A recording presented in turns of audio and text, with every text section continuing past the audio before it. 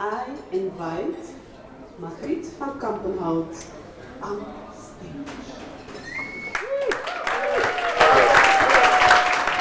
So, 12 years ago, on an evening, I went to a sauna.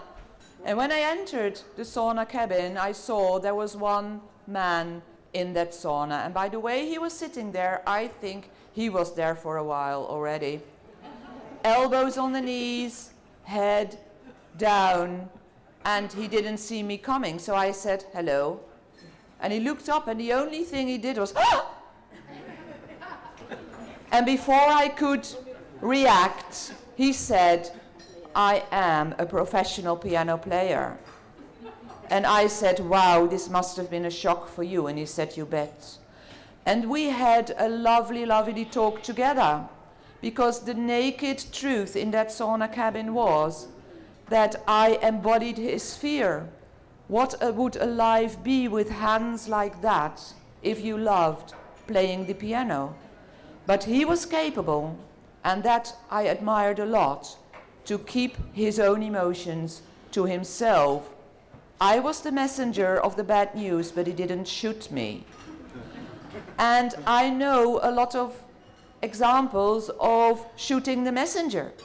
People who are confronted with their own fears, their own emotions, and it's so much for them, they just start to try to get the story at the side of the other person.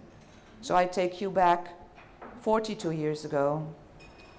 And 42 years ago, I went with my, at that time, boyfriend, who would be my first husband, but not then yet, to his parents. And I had visited his parents 2 or 3 times before, and they were really lovely people.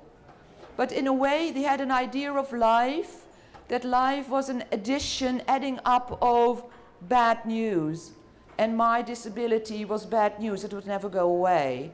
And they worried, because their son was about to graduate from a university in 2 months, ready to go into the world, and then he came home with a girl like that. So I was in the kitchen with my mother-in-law, not yet my mother-in-law, and she said to me, Margriet, I just have a question. I said, okay. And she said, girls like you, aren't there homes for you? And I didn't know what to say. I just was silent. But then I had a vivid memory of another kitchen, and another year, and another woman, another mother, my own mother, when I was a child, 55 years ago. And we were baking cookies. And my mother said to me out of the blue, Margriet, listen, in your whole life you will meet people who'll tell things and ask things of what you think. Why are you asking me this? I don't want to answer. And learn from me, you never have to answer any questions if you don't feel like it. You can be calm, you can be kind, but you can just say, sorry, I don't want to talk about it now. And she said another thing. She said, if someone tells you that you are scary, or tells you that you should be in a home, I don't think she said it literally, but I want to make a link to my first mother-in-law. that she said, what they don't know themselves yet, that they might say you are scary, but they actually say, I startle. And I have time, I need time to adjust. Could you please help me? They don't know, but now you do. Would you like another cup of tea? And I was so happy with what my mother taught me, but it made me so rich. And I just took it in. So one day when I met a blind boy, and he said, I am so tired. I'm so tired of explaining the Braille method to people who ask. And then I said, well, don't. And he said, yeah, I must. So I thought, oh, I have a choice. And that's a good thing. Now it's not, I have to admit, I had a tryout last Monday with Jacqueline, Marie-José and Ilke.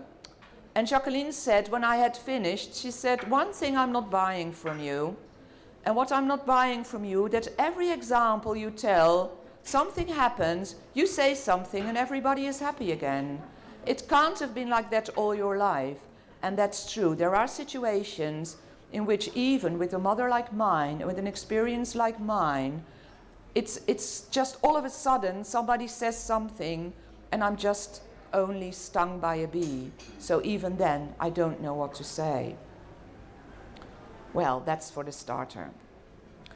Maybe you see this picture behind me, and for the people who can't see very well or can't see at all, briefly I'd like to explain. And for the people who think this picture behind me is a bit far, there are small pictures on the tables. I have behind me a zebra crossing. And it's an illusion. It's a normal crossing. Believe me, the road is flat, it's smooth. You can just walk over it. There's nothing on it.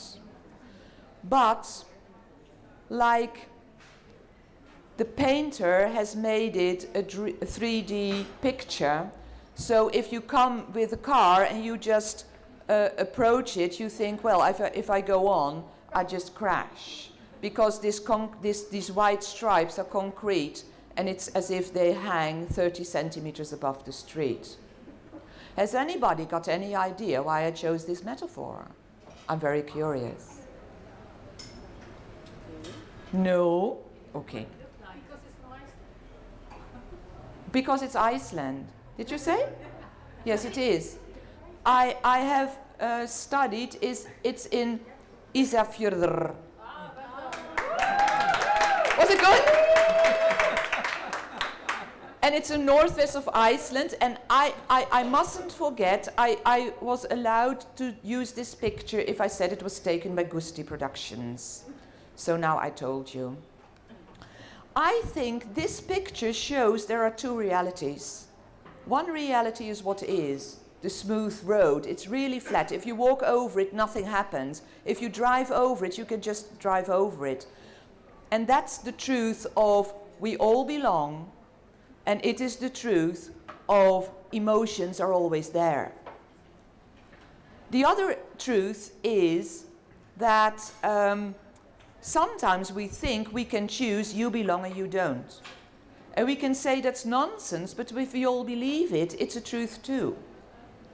And the other truth, like some barrier, is the truth that if we agree on not discussing the emotions, not giving a voice to what we feel, but just go around it, then that's an illusion too, because they are there.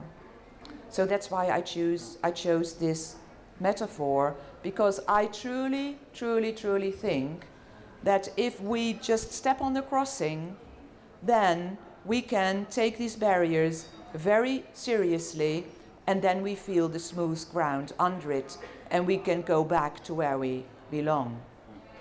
That's what I think. But then I thought, why are these barriers so persistent? Why? I'm 63 now, and all my life they've still been here. Why are they so persistent? Why don't we just go away with them? And one of the reasons why these barriers we think we can't cross is, well, I think you'll all agree that whatever way you look at it, life without a disability is easier than with a disability. But to be honest, I think most people are just very kind people, and it's more like the unfamiliarity. People don't know how to deal with the discomfort.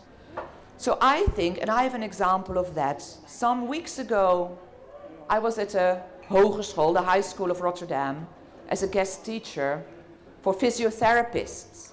And I just did my story, and in the end, I asked the students, what have you got of this? What you take home? And then one boy said, when I was young at school, I never had a classmate with a disability. At high school, I never had a classmate with a disability. And now I see people with a disability in my room where I treat them. But you taught me, and I said, I hate myself for saying it. You belong to us too. We're all of one kind. So he stepped up the crossing. And I think another example is that people have bad memories. And memories, like with elephants, can stick for years. Well, I'm sorry, Jacqueline, it was an example again of you. That one, you told me once you went posting a letter, but then you thought, oh my goodness, this box is too high. But a nice lady came by and you asked her, would you please help me? And the lady said, I'm so happy you asked me, I can help you, because 6 years ago, I asked a person with a disability to help him, and he was so aggressive. So I concluded people with a disability never want to be helped. And then Jacqueline said, well, maybe he just had a bad mood or a conflict with his wife. And that was just a paradigm shift, like, oh, it's different from everybody. And now I have an example which has nothing to do with disabilities. But we had neighbors, and they had adopted years and years ago an African boy, and you could see he was from Africa, black. But he remained there, and years later, she took him to the supermarket, and another lady said to her, what a nice boy, where is he coming from? And she said, the shower? It was not like she forgot she adopted a boy from Africa. But it was not on her mind all day. She was just a mother, and it was her son. So that's, people combine things. And that's with a disability too. They see me, they see my disability, and they see me doing something, and they think it's all the same thing. And the last illusion from the abled side is the wrong expectation. A friend of mine once said, I admire you for your patience. I don't know if everybody of you have seen me when I get something out of my bag. Believe me, it takes a while. But for me, that's how it works. Taking things from my bag takes a while. It's just how it works. And then I said, well, patience exists when you think it should be different. And then I gave him an example. I'd like to give you two. I asked him, are you a cook? Do you like cooking? And he said, I love it. And do you cook for friends? And he said, oh yes. I said, imagine, you are cooking for your friends, and you're just happy they're coming, and maybe a piece of music and a glass of wine, and you slice the mushrooms, and then all of a sudden Jamie Oliver comes in. And he says, you poor darling, shall I do it for you? Until that time, had you thought you were really slicing mushrooms clumsily compared to Jamie Oliver? I think you didn't. So it's just a matter of expectations. Now, from the disabled side, I'd like to have two. Okay, thank you. One example. And I think we are so used to going around barriers, the real one and the illusions, that we just don't think of taking them away. That's the one. And now I have an appeal to you. What if we all, and I think this Congress is a very beautiful example of it, stop hesitating when we see the illusion of barriers, and we step on the crossing, and other people step on it too from different sides, and we share, and we give a voice to our emotions, and not being afraid because the reaction can be so, well, whatever. And we even can look differently at a word crossing. It's not a thing, a noun from outside, but it's an action, a verb from our own hearts. We are crossing, we are doing it. And then I think we do that. People get used to the barriers, take them seriously, and feel that the road down under was smooth all the time. We are looking for something which was there. And the next time we won't hesitate crossing, which will be very bad for the pedestrians in Iceland, but will be a blessing for us. Thank you very much.